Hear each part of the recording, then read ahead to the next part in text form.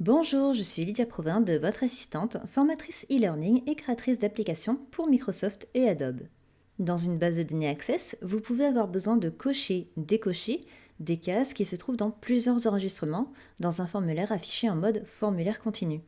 Cela peut vous servir à effectuer une mise à jour ou suppression en masse, voire à exporter plusieurs factures en PDF via une boucle en langage VBA. Tout dépend de la procédure événementielle que vous créez en cliquant sur un bouton par exemple, et qui prendra en compte les cases cochées ou non. Dans ce tutoriel, nous allons voir comment cocher et décocher des cases en un seul clic dans un formulaire Access.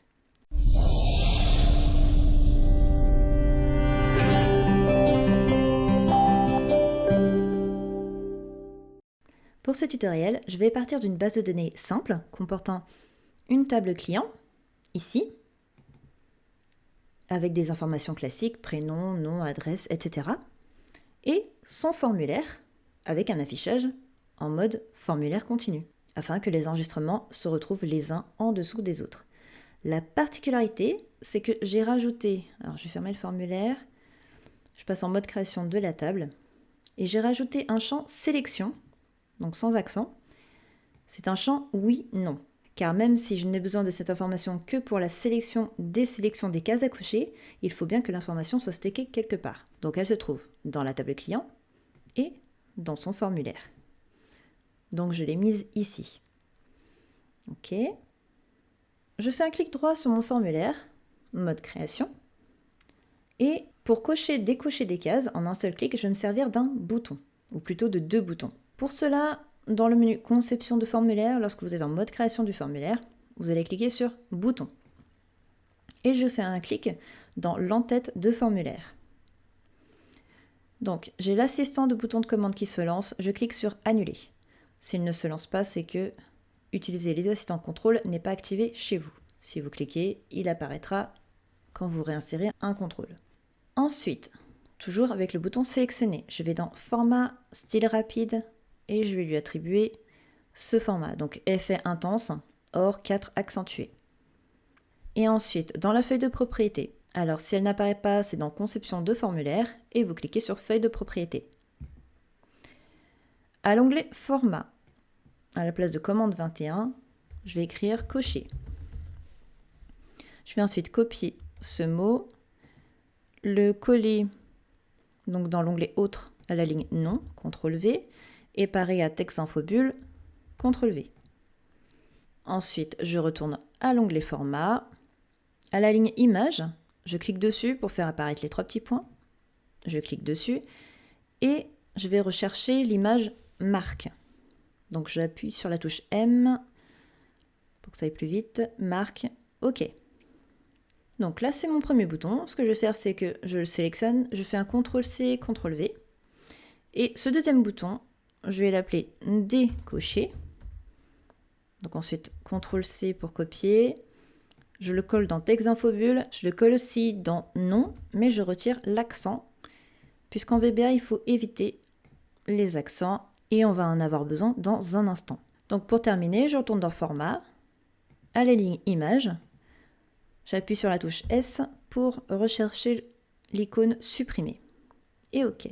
Donc là, j'ai mes deux boutons. Je clique sur le premier, je maintiens la touche CTRL enfoncé, j'appuie sur le deuxième.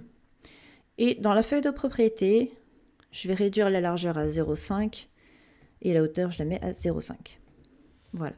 Et ensuite, je vais simplement déplacer les deux boutons pour les mettre ici. Alors, pas trop collés pour éviter d'appuyer sur l'un ou l'autre sans faire exprès. Et je vais les mettre à 2 cm de haut. Voilà. Donc là, mes deux boutons sont prêts. Donc ici, je suis partie de boutons de commande simple. J'aurais pu partir sur un bouton bascule, donc comme ceci. Mais je trouve d'une part que c'est plus simple au niveau de la programmation d'utiliser des boutons distincts. Et d'autre part, cela évite d'avoir à cliquer 2 fois sur le bouton selon son état, si certaines cases sont cochées, d'autres non. On coche, on décoche. Ce n'est pas très pratique. Là, on sait très bien qu'on va tout cocher et là, tout décocher. Donc ça, je l'efface. Et maintenant, on va programmer nos boutons. Donc pour cocher plusieurs cases en même temps, nous allons utiliser une requête mise à jour, mais écrite en VBA via du SQL. Si vous n'êtes pas familier avec le SQL, pas d'inquiétude, il y a une petite astuce pour l'écrire sans erreur. Nous pourrions d'ailleurs conserver une requête en tant qu'objet dans le volet de navigation, mais personnellement, je préfère quand il y a le moins d'objets possible dans une base de données Access. Donc, on va commencer par aller dans le menu Créer, création de requête. Et comme en cliquant sur le bouton, donc celui-ci, je veux que tous les enregistrements soient cochés et que mon formulaire est basé sur la table T client, je vais dans ma requête faire appel à la table T client. Donc là, j'ai le panneau à ajouter des tables. S'il n'apparaît pas, c'est dans conception de requête, ajouter des tables. Je double-clique sur T client quand table est sélectionnée et je vais simplement double-cliquer sur le champ sélection au bas de la table. Si votre formulaire a des filtres, il faut bien sûr les ajouter ici. Si par exemple vous ne prenez que les habitants d'une certaine région, il faut le rajouter ici, puisque votre formulaire n'afficherait que ces personnes-là.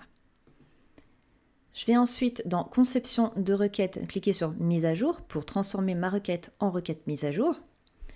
Et sur la nouvelle ligne qui est apparue, je vais écrire Vrai. Donc ça veut dire que la mise à jour, ça va être de cocher la case, de la mettre à True. Et donc l'astuce pour récupérer ce code SQL, c'est de faire un clic droit sur l'onglet Requête 1, Mode SQL. Et là, vous avez une syntaxe SQL, vous faites un CTRL-C, et ensuite vous pouvez refermer la requête en faisant un clic droit dessus, sans l'enregistrer. En ayant bien copié le petit bout de code juste avant, bien entendu.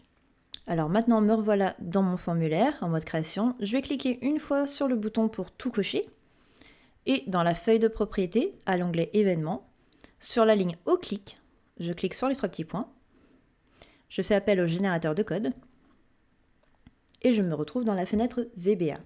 Nous allons coller le code SQL sous forme de chaîne de caractères. Je vais donc écrire entre private sub et nsub, maj, case, égale. Entre guillemets, je colle ce que j'avais copié.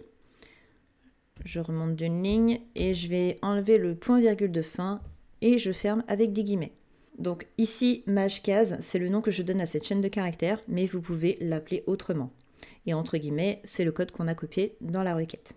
Ensuite, à la ligne, je vais écrire doCommand.runSQL. Voilà, c'est le deuxième. Donc je descends avec les touches fléchées, j'appuie sur la touche tabulation. Ça évite de faire des erreurs et de perdre du temps. Et ensuite, maj case, qui permet, comme son nom l'indique, d'exécuter une procédure nommée maj case. Il est toujours préférable de déclarer ces variables. C'est pourquoi je vais écrire la déclaration alors en dehors de la procédure, parce qu'on va avoir 2 procédures, une pour le bouton cocher et une autre pour le bouton décocher. Et comme on va utiliser la même variable, qui aura le même type de données, je vais simplement l'écrire sous option explicit. Option explicit qui oblige justement à déclarer les variables, sinon Access il va dire qu'il y a un souci. Donc dim maj case as string. Donc string pour chaîne de caractères. Donc n'hésitez pas à faire des retours à la ligne de temps en temps pour voir si vous n'avez pas fait de faute de frappe. Alors comme il s'agit d'une requête mise à jour, si je laisse ma procédure en l'état, j'aurai les messages classiques qu'Access affiche lorsqu'on exécute une requête action. Êtes-vous sûr de vouloir mettre à jour tant de lignes, etc.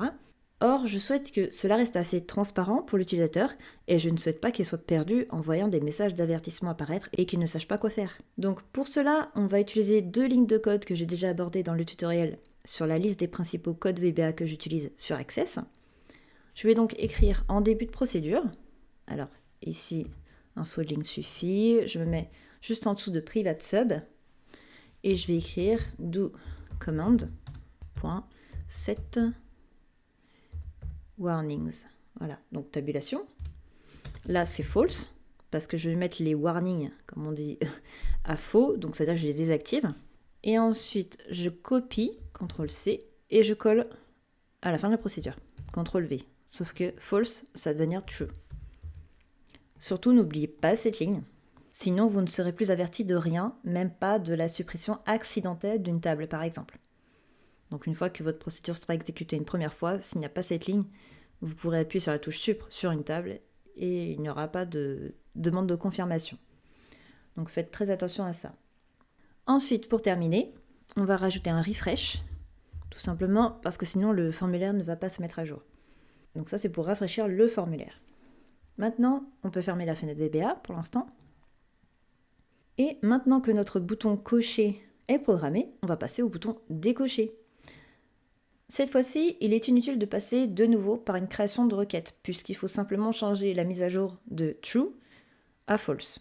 Donc simplement, je clique une fois sur le bouton décocher, toujours en mode création sur le formulaire, et toujours à la ligne événement de la feuille de propriété, au clic, je clique sur les 3 petits points, générateur de code, et là Access m'ajoute la deuxième procédure. Ce que je vais faire, c'est simplement copier ce qui se trouve entre private sub et endsub, CTRL-C, et je mets ici pour le décocher, CTRL-V. Et la seule chose qu'il y a à faire, c'est de changer le true en false pour décocher. Donc ici, la mise à jour de la requête, ça va être de cocher toutes les cases, et ici, de les décocher. Maintenant, je peux fermer la fenêtre VBA. Je fais un clic droit sur mon formulaire enregistré, et je fais un clic droit mode formulaire. Et il ne me reste plus qu'à tester. Je clique sur le bouton cocher, tous les enregistrements sont cochés, alors sauf le dernier puisque c'est un nouvel enregistrement. Et ici, décocher. Cocher, décocher. Vous retrouverez le fichier utilisé dans l'espace membre accessible aux abonnés à la newsletter. Pour terminer, je vous invite à découvrir ma formation complète pour créer votre propre application Access afin d'automatiser un maximum de vos tâches quotidiennes et devenir plus efficace.